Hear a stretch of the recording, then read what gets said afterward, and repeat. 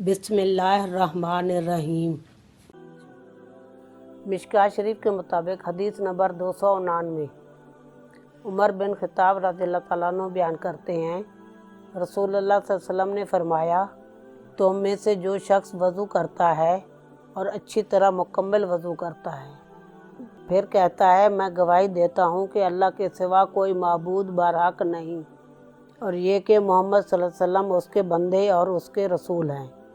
और एक दूसरी रवायत में है, मैं गवाही देता हूँ कि अल्लाह के सिवा कोई माबूद बरहक नहीं, वो यकता है, उसका कोई शरीक नहीं। और मैं गवाही देता हूँ कि मोहम्मद सल्लल्लाहु अलैहि वसल्लम उसके बंदे और उसके रसूल हैं। तो उसके लिए जन्नत के 8 दरवाज़े खोल दिए जाते हैं, वो जिसमें से चाहे दाखिल हो जाएगा।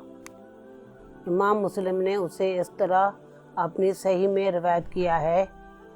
हमीदी ने इफ़राद मुस्लिम में और इसी तरह इब्न असीर ने जामिया अल असूल में रवायत किया है। अल शेख मोहिउद्दीन अल नूवी ने मुस्लिम की हदीस के आखिर में ज़िक्र किया है और इमाम तिर्मिज़ी ने ये अल्फाज ज़ैद नकल किए हैं, ऐ अल्लाह मुझे तौबा करने वालों और पाक रहने वालों में से बना दे।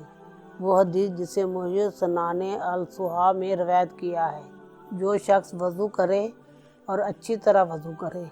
आखिर तक इमाम तिर्मिज़ी ने उसे बिल्कुल उसी तरह अपने जामिया में रवायत किया है, लेकिन अन्ना मुहम्मदन से पहले अशहादु का जिक्र नहीं।